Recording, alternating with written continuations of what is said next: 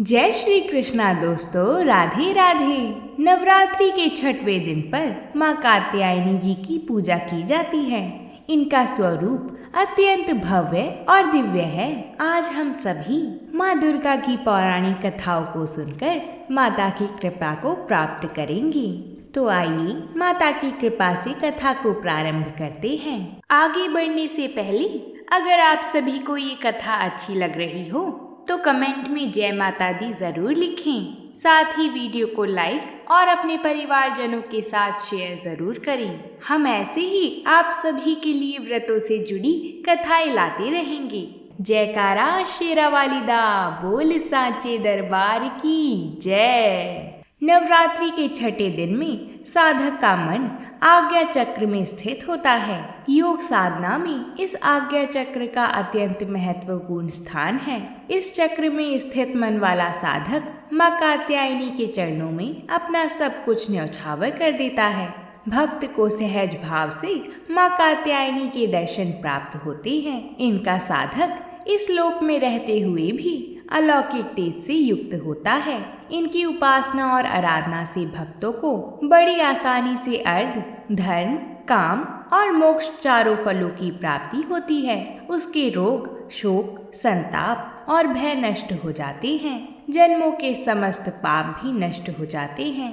इसलिए कहा जाता है कि इस देवी की उपासना करने से परम पद की प्राप्ति होती है। माता कात्यायनी महर्षि कात्यायन की कठिन तपस्या से प्रसन्न होकर उनकी इच्छा अनुसार उनके यहाँ पुत्री के रूप में पैदा हुई थी। महर्षि कात्यायन ने सर्वप्रथम इनकी पूजा की थी, इसलिए ये कात्यायनी के नाम से प्रसिद्ध हुई। माँ कात्यायनी अमोघ फल देने वाली हैं। मान्यता है कि एक समय कत नाम के प्रसिद्ध ऋषि थे। उनके पुत्र ऋषि कात्याय हुए। उन्हीं के नाम से प्रसिद्ध कात्याय गोत्र से विश्व प्रसिद्ध ऋषि कात्यायन उत्पन्न हुए। उन्होंने भगवती परम्परा की उपासना करते हुए कठिन तपस्या की। उनकी इच्छा थी कि भगवती उनके घर में पुत्री के रूप में जन्म ले।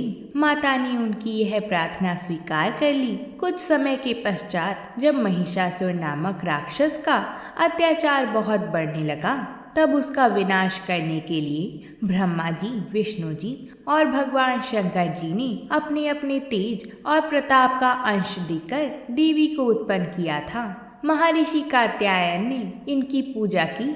इसी कारण से यह देवी कात्यायनी कहलाई। अश्विन कृष्ण चतुर्दशी को जन्म लेने के बाद शुक्ल सप्तमी, अष्टमी और नवमी 3 दिनों तक कात्यायन ऋषि ने इनकी पूजा की थी। पूजा ग्रहण करके दशमी तिथि को इन देवी ने महिषासुर का वध किया था। माता अपने सभी भक्तों का कल्याण करने वाली हैं। अब हम माँ विंध्यावासिनी की कथा को सुनेंगे।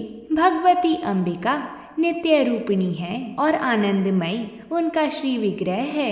वह सर्वोपरि हैं। यह चराचर जगत उनकी ओत प्रेत है। उन्हीं की आराधना के प्रभाव से ब्रह्मा जी इस चराचर जगत की रचना करते हैं। भगवान विष्णु इस जगत का संरक्षण करते हैं। भगवान रुद्र पर उनकी कृपा दृष्टि पड़ी, तभी संसार के संहार में वह सफल हो सके। वह ही संसार बंधन में हेतु हैं। मुक्त कर देना भी उन्हीं का काम है। वह देवी परमा विंध्याचल वासिनी हैं। विंध्यावासिनी या योग माया माँ दुर्गा के एक परोपकारी स्वरूप का नाम है। उनकी पहचान आदि शक्ति पराशक्ति के रूप में की जाती है। देवी को उनका नाम विंध्या पर्वत से मिला है और विंध्यावासिनी नाम का शाब्दिक अर्थ है विंध्या में निवास करने वाली। जब कंस के अत्याचारों से समस्त जगत दुखी हो गया था, तब वासुदेव जी के आग्रह पर महर्षि गर्गाचार्य जी द्वारा विंध्याचल पर्वत पर देवी की घोर तपस्या की। उसी के फलस्वरूप देवी ने नंद के घर पर यशोदा के गर्भ से देवी योगमाया के रूप में अवतरित हो कृष्ण जन्म को पूर्ण कर विंध्याचल में जाकर जगत के कल्याण में संलग्न हो गई थी। महर्षि गर्गाचार्य की तपस्या के फलस्वरूप देवी के अवतरित होने के कारण आकाशवाणी से यह जानकर कि देवकी के 8वें गर्भ से कंस का निधन होगा, पापी कंस ने वासुदेव जी व देवकी को बंदी बनाकर कारागार में डाल दिया। वह उन पर अत्याचार प्रारंभ कर दिया। ज्यों ही बालक उत्पन्न होता कंस उन्हें मार डालता था। कंस के हाथों 6 बालकों की मृत्यु के पश्चात देवकी के अंतःकरण में शोक का सागर उमड़ उठता था। तब वासुदेव जी ने मुनिवर गर्ग को बुलाकर अनुनय विनय किया तथा पुत्र की इच्छा प्रकट की तथा देवकी की कष्ट कथा उन्हें कह सुनाई। तब महामुनि गर्गाचार्य जी ने विंध्याचल पर्वत पर जाकर देवी भगवती की आराधना व तपस्या प्रारंभ की। उनकी तपस्या से प्रसन्न होकर देवी वहां प्रकट हुई। देवी ने कहा, हे महर्षि, मैं प्रसन्न हूँ, तुम्हारा कार्य अवश्य सिद्ध होगा। गर्गाचार्य जी ने कहा, हे माँ जगदम्बिके, आप महामाया एवं जगत की अधीश्वरी हैं।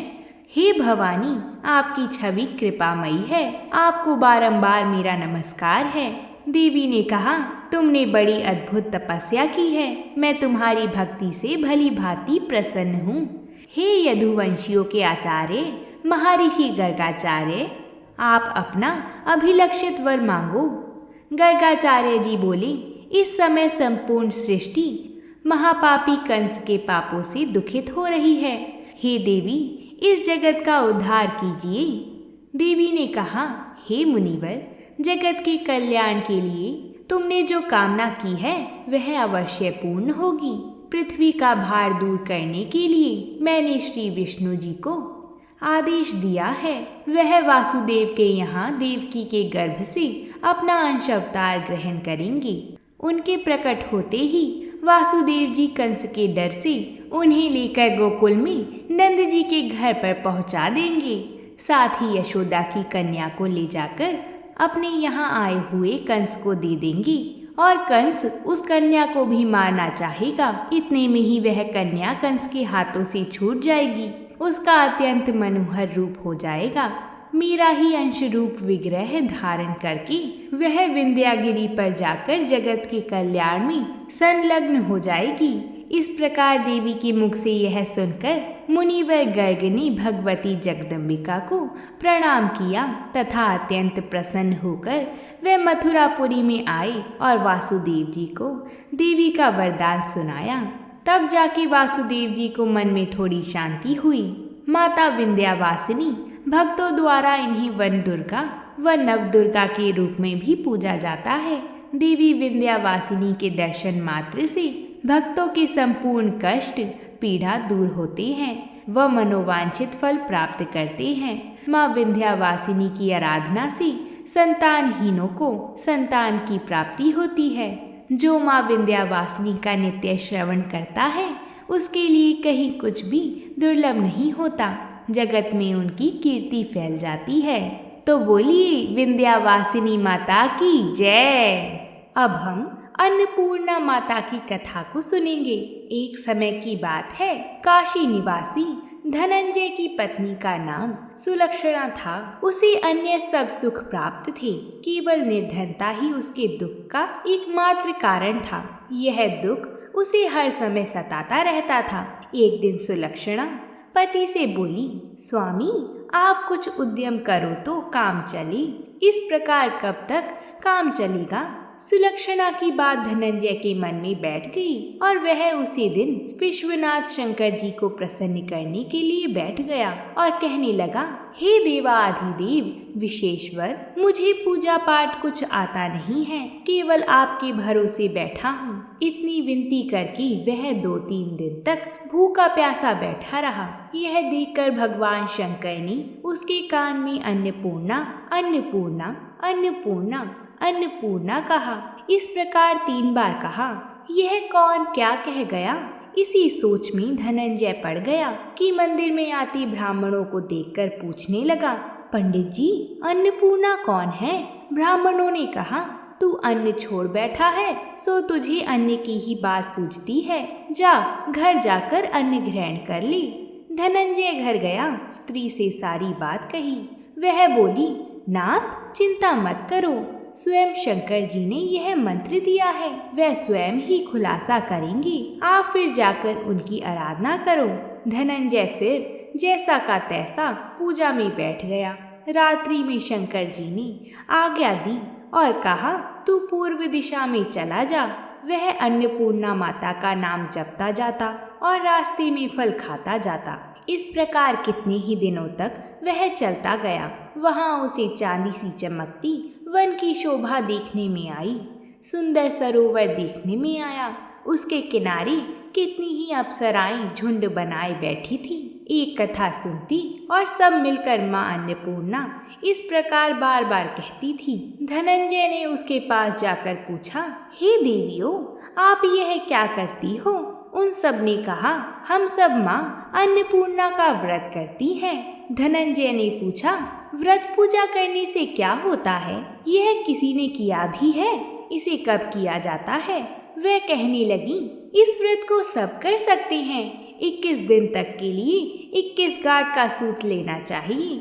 21 दिन यदि ना बने तो एक दिन उपवास करें। यह भी ना बने तो केवल कथा सुनकर प्रसाद ले लें। निराहार कथा कहें, कथा सुनने वाला कोई ना मिले तो पीपल के पत्तों को रखकर, सुपारी या घृत कुमारी वृक्ष को सामने कर, दीपक को साक्षी कर, सूर्य, गाय, तुलसी या महादेव को बिना कथा सुनाई मुख में दाना ना डालें। यदि भूल से कुछ पड़ जाए तो एक दिवस फिर उपवास करें।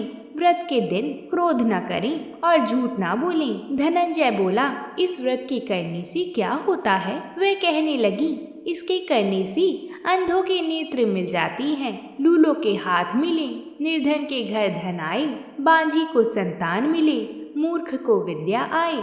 जो जिस कामना से व्रत करे माँ उसकी इच्छा पूरी करती हैं। वह कहने लगा, मेरे पास भी धन नहीं है, विद्या नहीं है, कुछ भी तो नहीं है। मैं तो दुखिया ब्राह्मण हूँ, मुझे इस व्रत का सूत दोगी? कन्याओं ने बोला, हाँ भाई, तेरा कल्याण हो, हम तुम्हें अवश्य देंगे। ले, इस व्रत का मंगल सूत ले।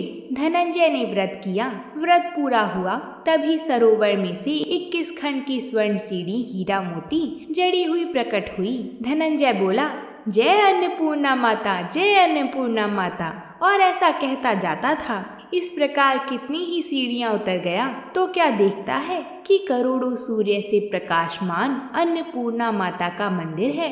उसके सामने स्वर्ण सिंहासन पर माता अन्नपूर्णा विराजमान है। सामने भिक्षा हेतु भगवान शंकर खड़े हैं। दिवांगनाएं चंवर डुलाती हैं। कितने ही हथियार बांधे पहरा देती हैं। धनंजय दौड़कर जगदम्बा के चरणों में गिर गया। देवी उसके मन का कलेश जान गई थी। धनंजय कहने लगा, माता, आपको अपनी दशा क्या बताऊं? माता बोली, मेरा व्रत किया है, जा संसार तेरा सत्कार करेगा। माता ने धनंजय की जीहवा पर बीज मंत्र लिख दिया। अब तो उसके रोम रोम में विद्या प्रकट हो गई। इतने में क्या देखता है कि वह काशी विश्वनाथ के मंदिर में खड़ा है। माँ का वरदान ली। धनंजय घर गया, सुलक्षणा से सब बात कही। माता जी की कृपा से उसके घर में संपत्ति उमड़ने लगी। छोटा सा घर बहुत बड़ा गिना जाने लगा। जैसे शहद के छत्ते में मक्खियाँ जमा होती हैं, उसी प्रकार अनेक सगे संबंधी आकर उसकी बड़ाई करने लगे। इतना धन और इतना बड़ा घर, सुंदर संतान नहीं तो इस कमाई का कौन भोग करेगा? सुलक्षणा से संतान नहीं है, इसलिए तुम दूसरा विवाह कर लो। अनिच्छा होते हुए भी धनंजय को दूसरा विवाह करना पड़ा और सती सुलक्षणा को सौत का दुख उठाना पड़ा। इस प्रकार दिन बीतते गए। नए बंधन से बंधे पति से सुलक्षणा ने कहलाया कि हम व्रत के प्रभाव से सुखी हुए हैं, इस कारण यह व्रत छोड़ना नहीं चाहिए। यह माता जी का प्रताप है जो हम इतने संपन्न और सुखी हैं। सुलक्षणा की बात सुन धनंजय उसके यहाँ आया और व्रत में बैठ गया। नई बहू को इस बात की खबर नहीं थी। वह धनंजय के आने की राह देख रही थी। दिन बीतते गए और व्रत पूर्ण होने में 3 दिवस बाकी थे। नई बहू को खबर पड़ी। उसके मन में ईर्ष्या की ज्वाला दहकने लगी। तब वह सुलक्षणा के घर आ पहुंची और उसने वहां भगदड़ मचा दी। वह अपने पति धनंजय को अपने साथ ले गई। नए घर में धनंजय को थोड़ी देर के लिए निद्रा ने आ दबाया। इसी समय नई बहू ने उसका व्रत का सूत तोड़कर आग में फेंक दिया। तब तो माताजी का कोप जाग गया। घर में अकस्मात आग लग गई। सब कुछ जलकर खाक हो गया। सुलक्षणा जान गई और पति को फिर अपने घर ले आई। नई बहू रूठकर अपने पिता के घर जा बैठी। पति को परमेश्वर मानने वाली सुलक्षणा बोली, हे नाथ, घबराना नहीं, माताजी की कृपा अलौकिक है। पुत्र कुपुत्र हो जाता है पर माता कुमाता नहीं होती। अब आप श्रद्धा और भक्ति से आराधना शुरू करो, वे जरूर हमारा कल्याण करेंगी। धनंजय फिर माता के पीछे पड़ गया। फिर वहीं सरोवर सीढ़ी प्रकट हुई, उसमें माँ अन्नपूर्णा कहकर वह उतर गया। वहां जाकर माताजी के चरणों में रुदन करने लगा। माता प्रसन्न होकर बोली, यह मेरी स्वर्ण की मूर्ति ले, उसकी पूजा करना, तू फिर सुखी हो जाएगा। जा, तुझे मेरा आशीर्वाद है। तेरी स्त्री सुलक्षणा ने श्रद्धा से मेरा व्रत किया है, उसे मैंने पुत्र दिया है। धनंजय ने आंखें खोली तो खुद को काशी विश्वनाथ के मंदिर में खड़ा पाया। वहां से फिर उसी प्रकार वह घर को आया। इधर सुलक्षणा के दिन चढ़े और महीने पूरे होते ही पुत्र का जन्म हुआ। गांव में आश्चर्य की लहर दौड़ गई। इस प्रकार उसी गांव में निःसंतान सेठ के पुत्र होने पर उसने माता अन्नपूर्णा का मंदिर बनवा दिया। उसमें माताजी धूमधाम से पधारी, यज्ञ किया और धनंजय को मंदिर के आचार्य का पद दे दिया। जीविका के लिए मंदिर की दक्षिणा और रहने के लिए बड़ा सुंदर सा भवन दिया। धनंजय स्त्री पुत्र सहित वहां रहने लगा। माता की कृपा से उसका जीवन भरपूर चल रहा था। उधर नई बहू के पिता के घर डाका पड़ा, सब लूट गया। वह भीख मांगकर पेट भरने लगी। सुलक्षणा ने यह सुना तो उन्हें बुला भेजा और उन्हें अलग घर में रख लिया। उनके अन्न वस्त्र का प्रबंध कर दिया। धनंजय, सुलक्षणा और उसका पुत्र माताजी की कृपा से आनंद से रहने लगे। माताजी ने जैसे इनके भंडार भरे, वैसे ही सबके भंडार भरना। बोलिए माता रानी की जय। और अगर आप सभी को ये कथा अच्छी लगी तो कमेंट में जय माता दी ज़रूर लिखिएगा। साथ ही वीडियो को लाइक और हमारे चैनल को सब्सक्राइब करके हमें सहयोग करें। दुष्टों का नाश करने वाली, सभी विघ्न को हरने वाली माता हम सब पर कृपा करेंगी। जब आप अपने प्रेम से हमें कमेंट करते हैं तो हमें भी माता की कृपा का एहसास होता है। तो प्रेम से बोलिए जय माता दी।